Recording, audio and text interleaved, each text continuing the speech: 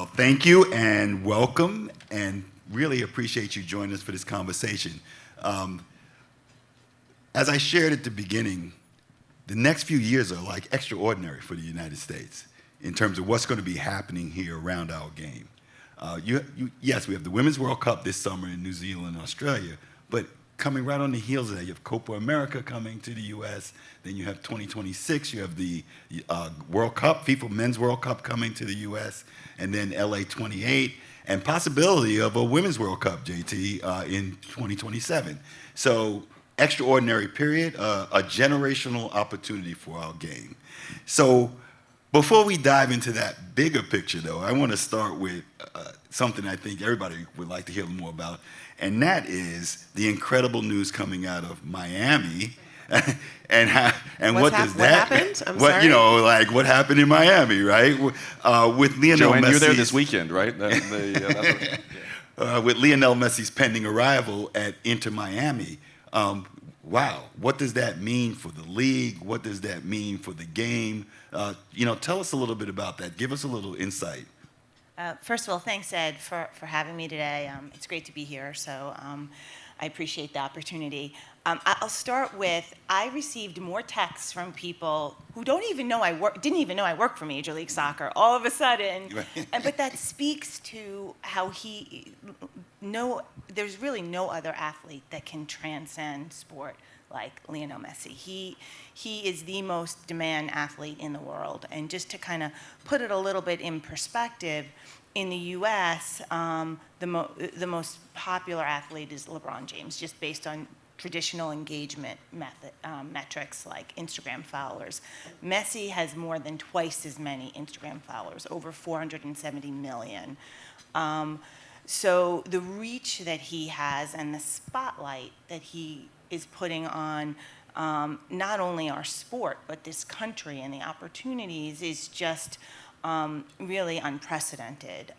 And so we are obviously very excited about that. For ourselves, we've had more media articles than any of the other major leagues. Miami's gotten more press and followers than other sports teams in this country. So there's really a huge opportunity for us to really take advantage both domestically and internationally. The opportunity that Messi brings to this league. We've always said that we want to be a league of choice for our fans, for our players, our partners, and of course everybody who's involved in our league, our employees and whatnot. But having an athlete come at the prime of his career, like Messi really speaks to us being a league of choice for both the domestic players coming up the ranks and international players. So it really is just transformational for us. Where were you when you found out? And what did you do? Were you like, holy expletive? We were working on the deal, and we were sitting actually in an executive staff meeting when Messi tweeted that he was coming to Miami, and we're like, the deal's done, yes. We didn't know. So it was amazing, and now we're obviously rolling up our sleeves to doing a lot of work to make sure that we're prepared for that, both near and long term. But you never know if you've been following the news on it. There were rumors of where he was going. So you never know these things until it's inked. Well, let me ask this though.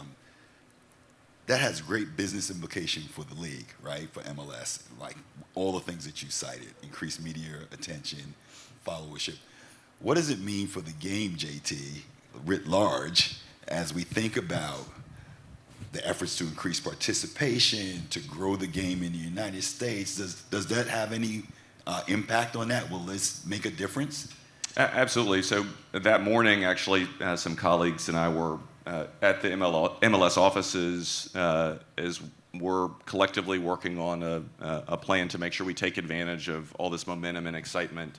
And one of the sort of key sort of observations we have is around how do we make sure that what U.S. Soccer is doing, what MLS is doing, what NWSL is doing, what USL is doing, what the foundation's doing, what a lot of the folks in the room here from the different parts of the ecosystem, how are we marching together to take advantage of this very unique opportunity? And I think we've had a lot of really great stuff going on. Obviously, new MLS teams, new NWSL teams, some really exciting news out of USL. Obviously, Messi coming at the Women's World Cup, hopefully a three-peat this summer. I mean, just the excitement here is something that we want to figure out how we fully harness to make sure that it benefits soccer at all levels, and make sure that we're incredibly intentional around how we ensure that more and more people have lifelong participation with our sport. And so, how do we use these really exciting moments to connect that with ensuring that more and more people fall in love and get to experience soccer in whatever form works for them for their entire lives. So these things are very much related, and we want to make sure we capture the moment. Danielle, you're a former women's national teams player, World Cup, also a TV analyst, and now founder of Bay FC, the new coming NWSL team. Does this have any value to NWSL? The Messi's arrival, does that mean anything to your league? I think so. I mean, I think, a rising tide lifts all boats in many ways. And I mean, I think JT said it well. The question is, how do we harness this? And how are we intentional about the way that we do that? And I think there's a really interesting balance, and I think Major League Soccer thinks about this too. How are you tapping into your local market and speaking to your local community and figuring out what the needs of that community are, while also playing in a global market and playing in the global game? And so when I think about what it means to be, our newest franchise and Bay Football Club in the global market and being a real player, I think it's a both and.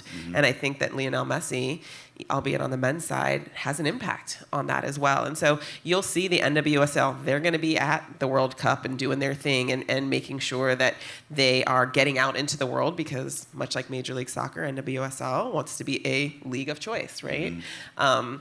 And so you'll see them at the World Cup. You'll see the NWSL at the Paris Games, because women's soccer obviously has a bigger role in the Olympics as well. And so I think it's an interesting time to be a part of the NWSL, and that it's growing rapidly, and how we manage the balance between local and global is something we have to get right. But it's an important piece of the strategy, in my opinion. So any league, JoAnn, Danielle, and in the game writ large, increasing participation and increasing fandom is huge. I'm thinking about expanding fandom and participation beyond the traditional players that exist today. What is the league doing? What is U.S. Soccer planning to do? How will Bay FC leverage the next 3 years to reach those communities that have not been participating in the game, have not been fans of the game? For example, Atlanta United has had tremendous success engaging the black community in Atlanta, but that's not the case everywhere across the United States. What can be done? How are you thinking about that? There's a lot to unpack there, and different dimensions to what you asked. Just starting with the growing the fandom, we look at it as a funnel. You have top of the funnel all the way down to the most hardcore fans who are really engaging with our product, both in stadium and on TV. Everything we do is rooted in research and data, and what we have learned is that 50% of fandom is established by the age of 14 and 70% by the age of 20. So it's really important to be engaging with youth at very young levels. So we're working on a long-term strategy about how we engage youth in an authentic way. And one of our new initiatives that we recently announced is called MLS Go. And that's our rec program. And there we're trying to reach and expand access to the sport for kids who might not otherwise have it. And And so there'll be, an aspect of that that's just bringing the sport to communities, and also breaking down barriers to make sure that economics are not an impediment to people playing the sport. And a lot of fandom just starts with participation. So being able to reach these kids and bring the sport to them and have them play, and we're just launching that this year, but over the next 5 years, we're going to quadruple the number of teams that are participating in this rec program. And the rec program is also kind of the bottom of the funnel when you look at the player pyramid. So the fan pyramid kind of goes like this, from sports fans all the way down to people who engage in league soccer viewership, down to MLS. But the player funnel goes the opposite way. So you have all these kids playing, and the percentage that reach the elite level is very, very small. We've always had this pathway, and we called it, the path to pro, and it started with our academy system in MLS Next, and then our lower division, which is Next Pro, to MLS. And now that we have this rec environment, that's really an opportunity for us to expand access to the sport. And of course, on the community side, which you referenced, we have a deep partnership with the foundation, which we're very, very proud of. MLS Works is our philanthropic initiative. And our clubs do a lot in the local communities, but together, we were talking about this earlier, we've built or have in the works to build over 375 mini pitches in underserved communities. And that's very important to us. So that's another element of bringing this sport to communities that might not otherwise have it, and also building upon that fandom to ensure that our fan base is as diverse as the communities where we live and play our games. JT, I know this is an important issue to you. Your responsibilities as CEO and General Secretary are from the very grassroots all the way to international competition. What are your priorities during these next 3 years, particularly as it relates to participation, expanding the base of players and fans of the game? Absolutely. So, one of the key things that Cindy shared with me before I joined, which was a key part of why I wanted to join, was making sure that a core part of U.S. Soccer's mission was expanding access to the game. Obviously, we're well known for our national teams, but we believe in our core, our responsibility is to make it to where soccer is the most played sport in this country.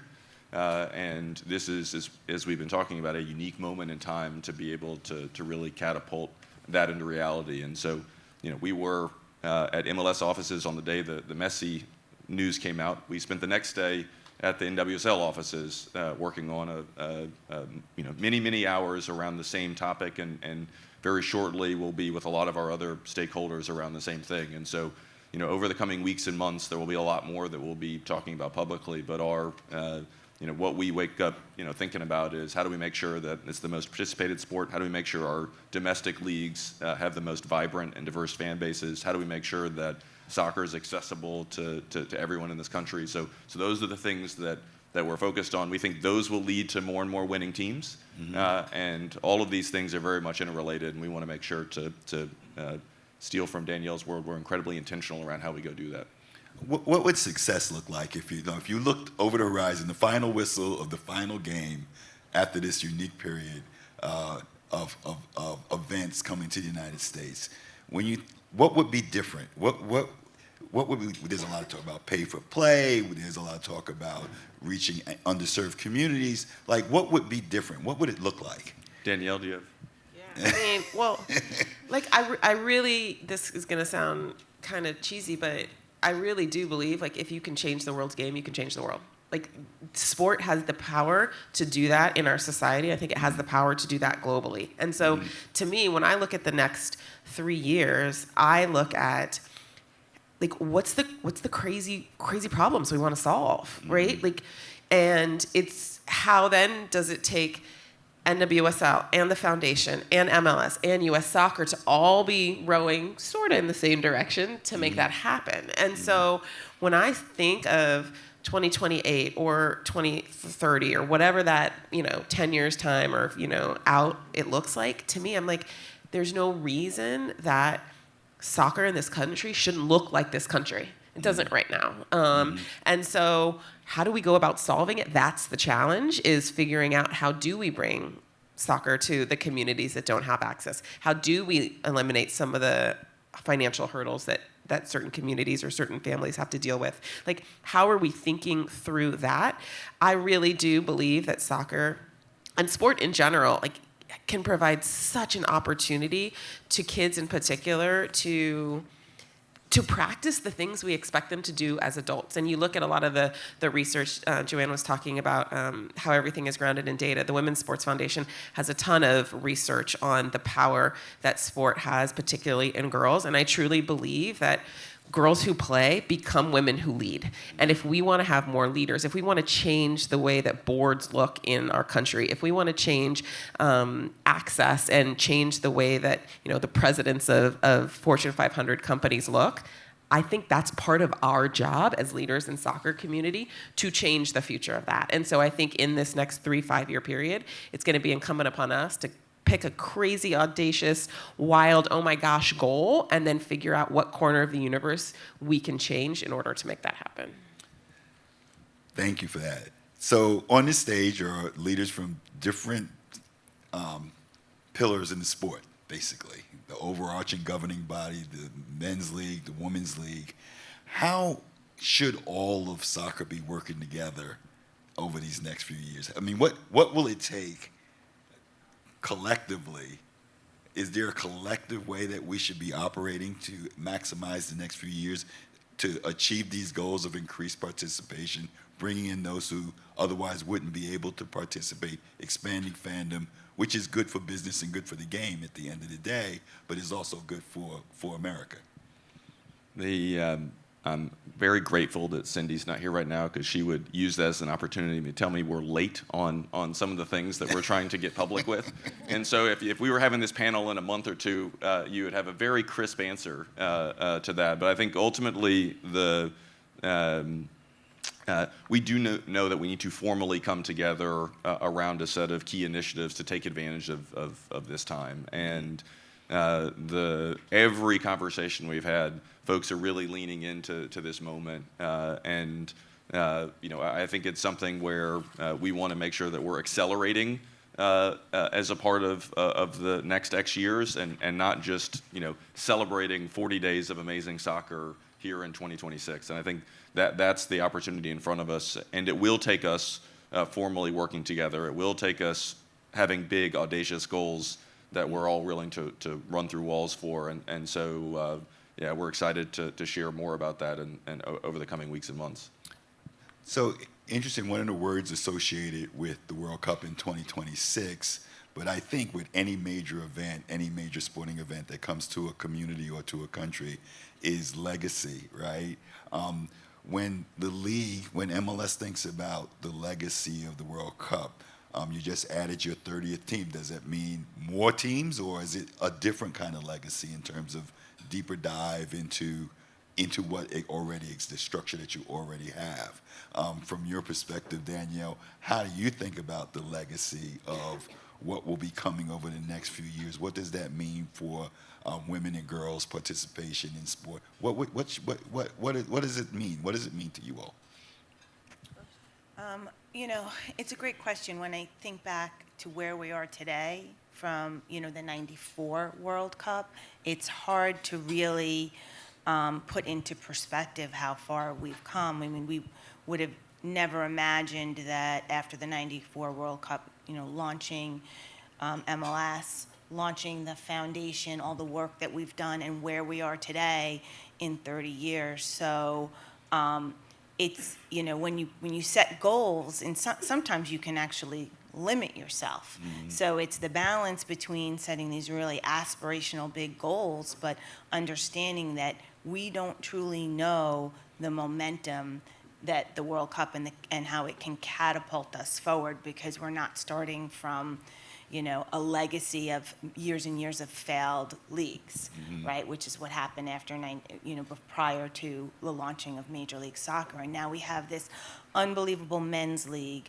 this incredible women's league that 5 years ago we wouldn't have even thought how successful the women's league would be. So there's huge opportunities, and from a legacy perspective, I think this is where, and JT didn't mention it, but that we can get aligned, and the power of not MLS having a legacy plan, NWSL and US Soccer, that's an opportunity for us to really get behind something really, really big and transformational.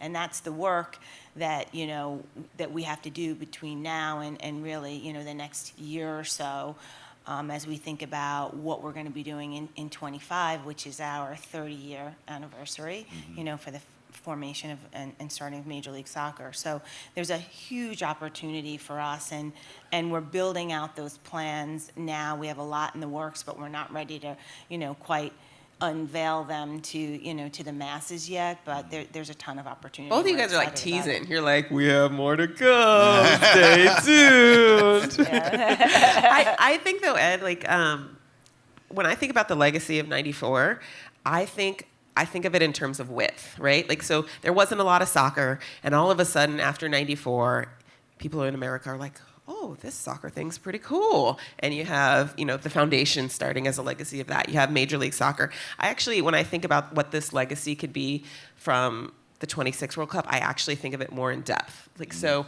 how do we build this deeper well of fandom, of experience for those who are at the bottom of the funnel, like you're talking about, who already are soccer fans, and also those who are at the top of the funnel and providing access, and who might not have been as deep of a fan. How do we get them down the funnel? And I think that's the opportunity when I think about the legacy post 26.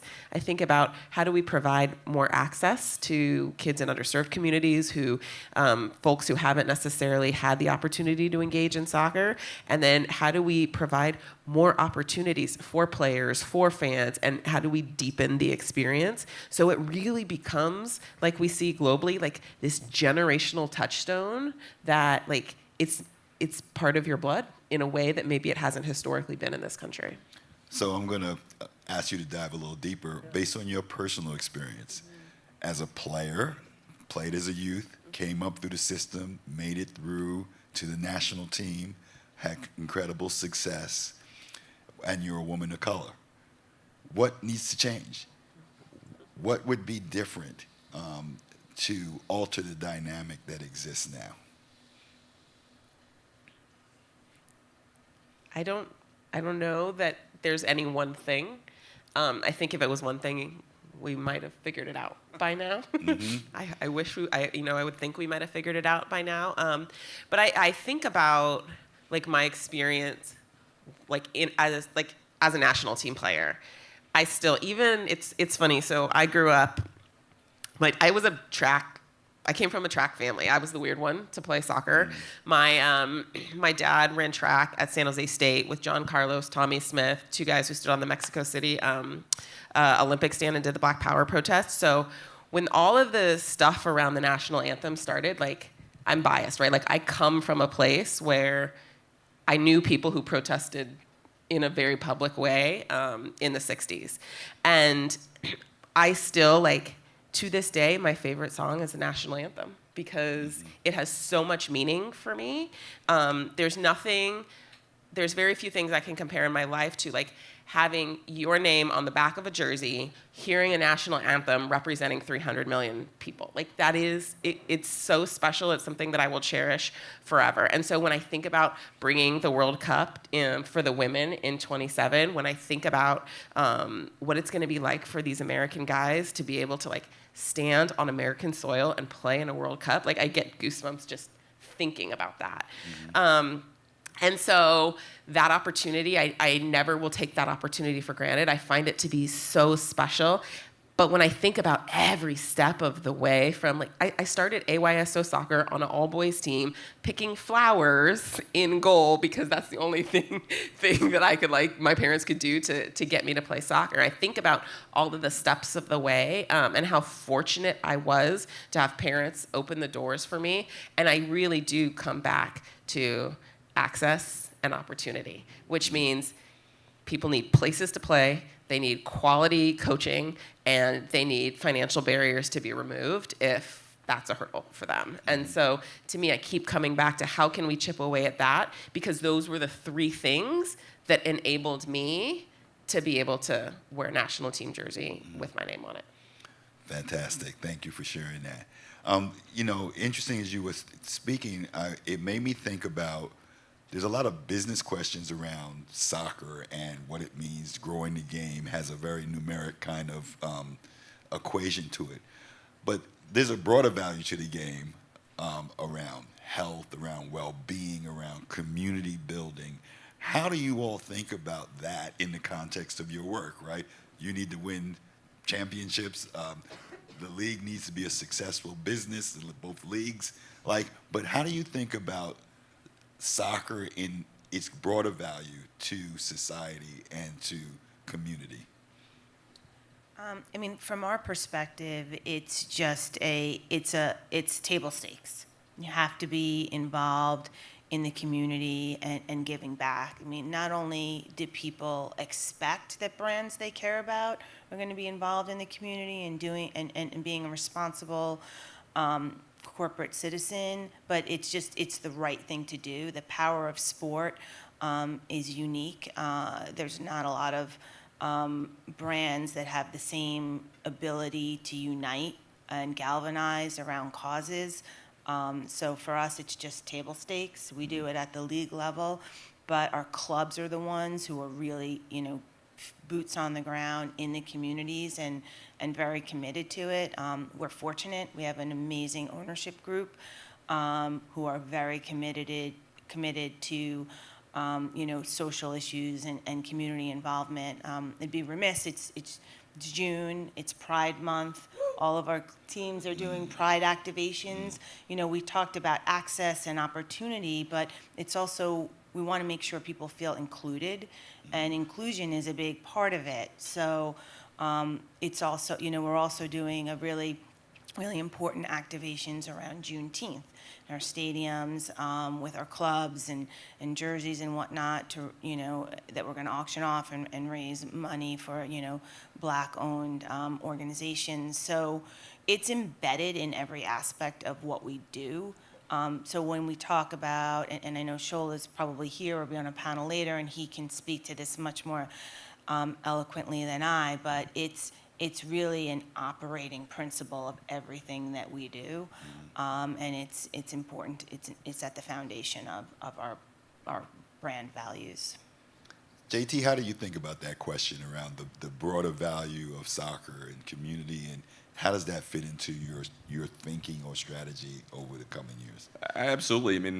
One of the great things about U.S. soccer is, U.S. soccer is a community, and we are in every community. We want to be, deeper, and we want to make sure that we are representative of the entire country in all respects. To me, if you think about the overwhelming majority of people who are formally members of U.S. Soccer or informally a part of the U.S. Soccer community, they do it because it's fun and it's their friends and their family, and that's why we do it. And so, it is at the core of who we are and why we're all here. It's great to win things, so of course you want to win, but we do it because it's fun and it's our friends, it's our family, it's how we grow.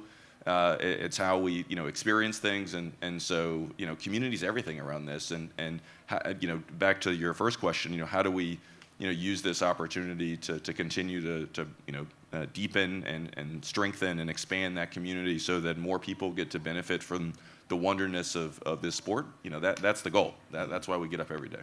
Yeah. So I have a question. As we talk about the opportunity, and it's a wonderful opportunity. I think anybody looking at what's coming in the next few years is fabulous. But what keeps you up at night when you as you think about like, you know, what keeps you up? What do you worry about as you think about these next 5 years coming? What are the things that keep you up at 3 o'clock in the morning, worrying about? I mean, my child keeps me up at 3 o'clock in the morning. He's 6 months old. Same for JT. I mean, I think of, again, this is maybe out of my control, but like, I think about the pressure that the United States women's team in particular has to win all the time, and what's the right balance between development and winning. At that level, right? I mean, it's very different if you're talking about grassroots development, and we could talk about, the youth model. That's a different model. But when it comes to the pressure the United States women have to win everything all of the time, I mean, I have a silver medal. Awesome. I love it. Fantastic. Like, I'm still pissed we don't have gold. And that was 20-something years ago, right? And Cindy will tell you the same thing. Like, we call it platinum, actually, because we think it's better than gold, but whatever. So I think about that, and how do we... It is so hard to stay at the top, and how we have been able to do that for so long, I think there's a real pressure there. So that, like... doesn't keep me up at night, but it makes me a little bit nervous. And I just think, too, what keeps me up at night is driving toward making sure we don't miss the opportunity, making sure we invest now, and we're not sitting here in 27 saying, oh, I wish we had it done. Like, now is the time to invest, to double down, to spend, to communicate, to get it right, because otherwise we're not going to be able to reap the benefits of that. And so my responsibility in that, and making sure I'm doing everything I can to take ownership, whether it's with our new BAYFC team or whether it's with the foundation or as a member of the board, making sure I'm not sleeping and we're running with our hair on fire right now. Mm-hmm. Cindy, JT? JoAnn. I mean, JoAnn. Sorry. What keeps me up at night? Not a lot, actually. I'm excited about the future from my perspective. What the news of Messi joining, having the World Cup here. It's just all about opportunity. And to Danielle's point, we have to make sure that we're going to take advantage of that and capitalize on that opportunity. And we're planning on, we have deep plans in place that we're working through now. We just need to make sure that we can execute against them. And so, just from a resource perspective, I'm not talking about money, but staffing and people and commitment, we have a lot of work that we need to do, but we're rolling up our sleeves and we're doing that. We as a whole are excited about the opportunity, and it really is a generational opportunity. So I'm not losing sleep over what's on the horizon for us. Yeah. Well, please tell me your trick. A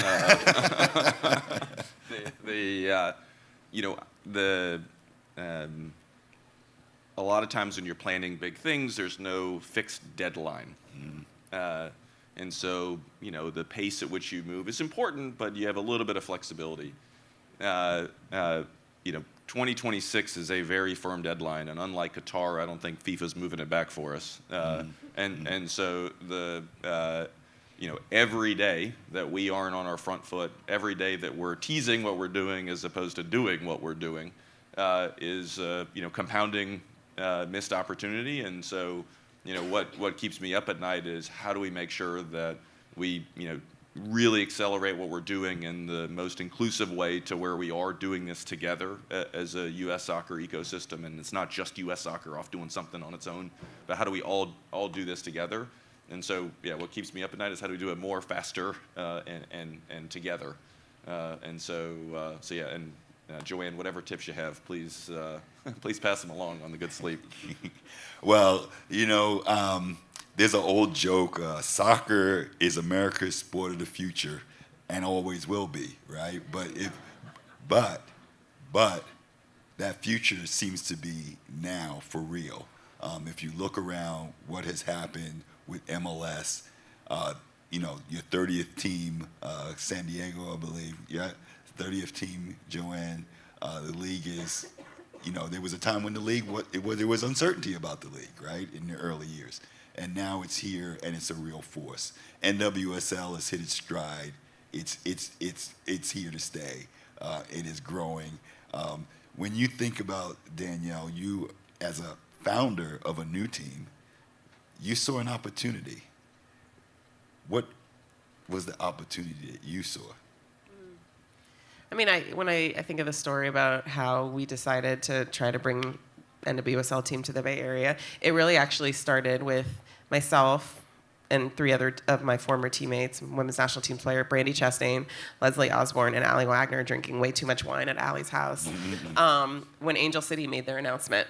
And first of all, I was ticked because a bunch of my other former teammates had been a part of starting Angel City. And I was like, how did I not know about this and why am I not in on this? Like, I'm kind of annoyed.